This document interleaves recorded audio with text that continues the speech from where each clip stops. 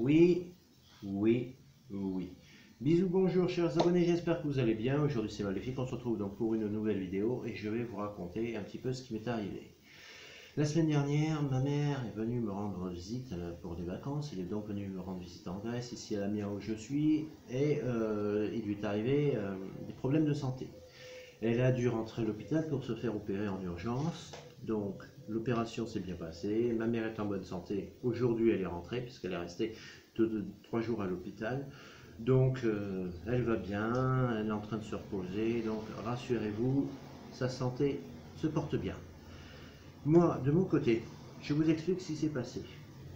Vendredi dernier, ma mère, ça faisait déjà depuis une semaine qu'elle était là, et donc vendredi dernier, ma mère ne se sent pas bien, elle se plaint qu'elle a mal au ventre. Donc, mais là, c'était pas une douleur de passage, c'était pas une douleur passagère, c'était pas un truc machin, elle avait vraiment très mal. Donc je lui donne un comprimé, style Doliprane, et après je lui dis, écoute, le temps que ça se calme, je vais appeler un taxi et on part directement à l'hôpital.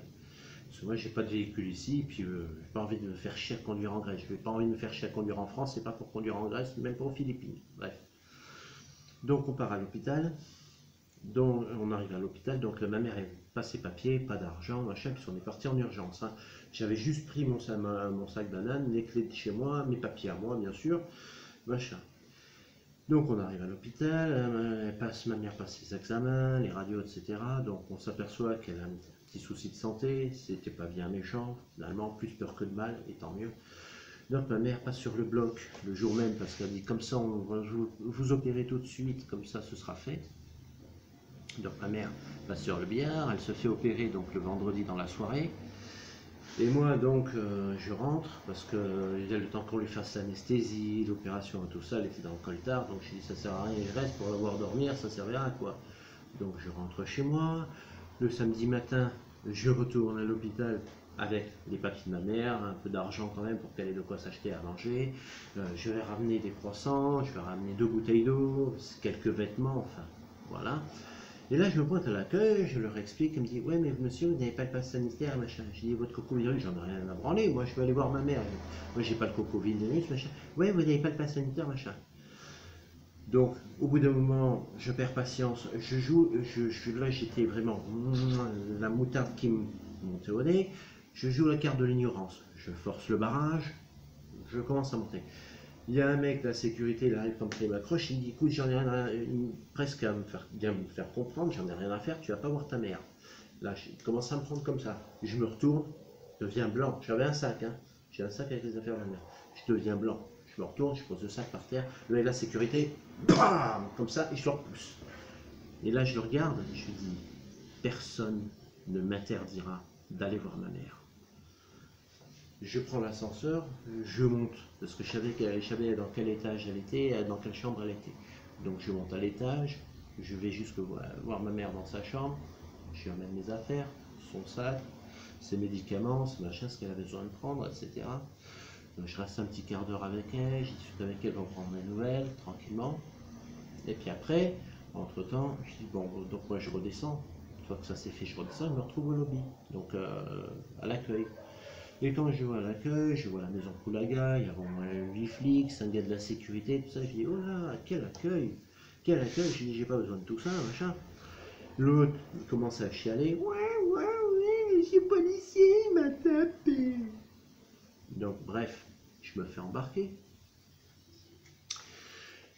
Il m'embarque, je dis, moi maintenant, je m'en fous, ma mère, elle a ses médicaments, elle a son argent, elle a de quoi s'habiller, donc, moi maintenant, ma conscience, j'étais... disons stressé par rapport à ça, donc maintenant moi ma mère avait tout ce qu'il fallait, je savais que voilà, et je lui avais expliqué que comme j'avais pas le pass sanitaire je pouvais pas aller la voir, donc je lui avais demandé, je lui ai laissé mon téléphone portable, comme ça j'avais chargé la batterie, et enfin la batterie avait chargé toute la nuit la veille, mais enfin bon voilà, et donc je lui laisse mon téléphone et je lui dis tu gardes le téléphone allumé, comme ça moi quand je rentre à la maison je t'appelle, ou je dis je t'appellerai demain, comme je dis, je t'appellerai plus tard dans la journée, parce qu'elle était encore la veille, l'opération était encore fraîche, c'était à moitié dans le coltard, etc. Donc je dis, je t'appelle ce soir. Donc bref, je reviens, les flics m'embarquent, je me retrouve au poste. Et là, il commence à prendre la déposition, je leur explique pourquoi j'ai fait ça, etc., pourquoi j'en suis venu à cette extrémité. L'autre, pendant ce temps-là, il était dans le bureau d'à côté en train de faire sa déposition, etc. Et moi, j'arrive, je sors, et là, ils me disent, bon, il me dit normalement c'est 24 heures. Mais comme on a fait des recherches sur vous et que vous êtes clean et que parce que je vais vous montrer ma carte, hein. Ça vous voyez c'est ma carte, c'est avec ma tête de crabe. Bon, le reste je le cache parce que c'est mon nom, c'est mon prénom, et voilà, et je m'appelle Maurice, donc j'ai pas envie que vous voyez mon prénom Maurice. Et derrière il y a écrit, je sais pas si vous verrez bien, je vais essayer de rapprocher un petit peu parce que c'est écrit ici en français et en dessous en grec. Mais je vais vous le lire, ça veut dire que le titulaire de cette carte est placé sous la protection consulaire de la France. Voilà. Donc, je leur ai dit, si vous voulez me mettre en garde à vue, pas de problème, et j'appelle l'ambassadeur. Après, vous allez vous expliquer avec l'ambassadeur. Et donc, suite à ça, il me dit non, c'est bon, il me dit par contre, Rémi, on t'avertit. Donc, en fait, on s'est tiré avec un rappel à la loi, hein, qu'on appellera en France. Donc là, j'ai eu un avertissement, ils ont dit, t'as de la chance, parce qu'on a vérifié, parce qu'ils ont tout connu ma vie, entre les Philippines, la Thaïlande, le Laos, la France, la Grèce et tout, machin. Donc ils ont tout connu de ma vie. Ils ont dit, bon, t'as de la chance, ils me disent, t'as un casier qui est vierge, t'as jamais eu de conneries, machin, donc on va en tenir compte. Il y avait l'ambassadeur à côté qui était en train de leur siffler dans le téléphone, dans le combiné téléphonique. Donc, je pense qu'ils en ont tenu compte aussi. Et puis, donc ils m'ont dit, bon ça va pour cette fois, tu rentres chez toi, mais la prochaine fois par contre on te garde et c'est au minimum, c'est 48 heures de garde à vue, et au pire la prison qui va avec. Donc tu as intérêt à te tenir à carreau, parce que la prochaine fois il n'y aura pas de cadeau, ambassadeur ou pas ambassadeur. D'accord, très bien. Je leur ai dit merci, je suis rentré chez moi. Et puis bon, bah après le samedi, donc j'ai appelé ma mère, j'ai eu au téléphone, tout ça, je lui ai donné des nouvelles. Et le dimanche après-midi, donc je suis allé récupérer ma mère à l'hôpital qui sortait après l'opération, etc. Donc là, elle est rentrée hier après-midi, puisqu'au moment où je tourne cette vidéo, nous sommes lundi. Et donc elle est rentrée hier après-midi, elle se sent mieux, elle se repose, etc. Et ben, sa petite opération va se remettre doucement, et puis voilà. On verra quand est-ce qu'elle va rentrer en France. Et moi, dans le coup, j'avais prévu de rentrer en France peut-être septembre ou octobre, mais avec cette histoire, l'opération, tout ça, j'ai peut-être décalé mon voyage. Voilà, c'est tout ce que j'avais à dire. C'était la petite vidéo catastrophe. En attendant, la morale de cette histoire, parce que ce qui m'est arrivé, je n'en suis pas fier. Hein. Croyez-moi, j'en suis pas fier, j'aurais préféré largement trouver une autre alternative, hein, régler le problème par le compromis, le dialogue, etc. Mais quand on se retrouve en face de Adolf Hitler en face de soi, c'est pas évident. Hein. Donc, bref, la morale de cette histoire, c'est que la première chose, c'est ne prenez, essayez toujours de régler vos problèmes par le dialogue. Plutôt que par la violence, parce que vous voyez, vous avez un exemple, moi je me suis retrouvé pratiquement, j'ai failli me prendre 24 heures pour apporter des affaires à ma mère pour des conneries, s'il n'en valait pas la peine. C'était vraiment stupide, hein, avec le recul, moi j'y pense, hein, c'était vraiment stupide. Maintenant, si l'autre ne m'avait pas dit ça, peut-être que, voilà, parce qu'il m'aurait pas, ça n'aurait pas été la goutte d'eau qui aurait fait déborder du vase, comme on dit. Donc essayez toujours de régler vos problèmes par le dialogue, la discussion, et plutôt que par la violence. Et puis deuxième point, c'est que moi je vous faites ce que vous voulez, c'est votre santé, c'est votre corps, je n'ai pas à vous dire ne le faites pas ou faites votre vaccination. Par contre, tout ce que je peux vous dire, c'est que la loi est européenne, c'est-à-dire que si vous avez un de vos proches qui doit aller se faire hospitaliser ou qui doit aller à l'hôpital pour faire des examens ou quoi que ce soit, si vous n'avez pas le pass sanitaire avec vous pour le petit virus bénin, cocovirus de merde, eh bien vous n'avez pas le droit de lui rendre visite dans sa chambre. Donc voilà. C'est-à-dire que ce sera formellement interdit. Excusez-moi, j'ai un peu soif à force de parler, ça me... Voilà.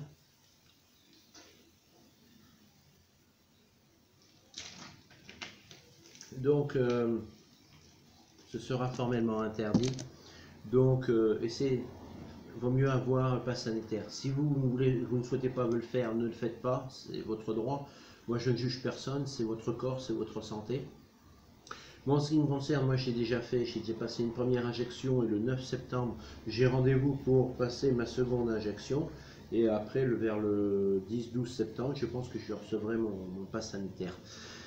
Moi, je le fais parce que ne serait-ce que pour voyager, prendre l'avion et tout ça, je suis obligé de le faire. Donc, à vrai dire, moi personnellement, je fais plus par nécessité que par envie. Hein, je vous le dis honnêtement.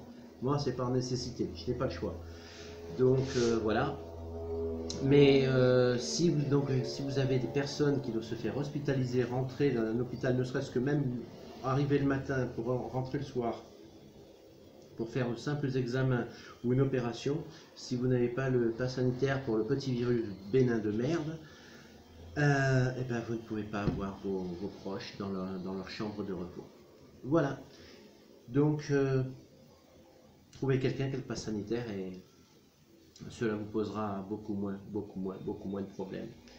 Voilà, je pense que j'ai tout dit. En attendant, je vous souhaite de passer d'excellentes fins de vacances pour celles et ceux qui sont encore en vacances. Et bonne reprise pour le boulot pour celles et ceux qui ont déjà les vacances qui sont déjà terminées. Et puis si vous partez en vacances, eh bien, bonnes vacances à vous. Reposez-vous bien, profitez-en bien. Et puis, d'ici là, moi je peux vous souhaiter que plein de bonnes choses, hein, comme d'habitude. ZDX, soyez heureux. Si tu ne t'es pas encore abonné à ma chaîne, n'attends pas une seconde de plus. Tu t'abonnes maintenant, tu appuies sur la clochette de notification qui te permettra de recevoir mes vidéos en temps normal. Et d'ici là, bisous à toi, ZDX, bisous à vous mes petits abonnés, et à très bientôt pour une prochaine vidéo. C'était Maléfique, on se retrouve très bientôt. Vivement le mois de septembre.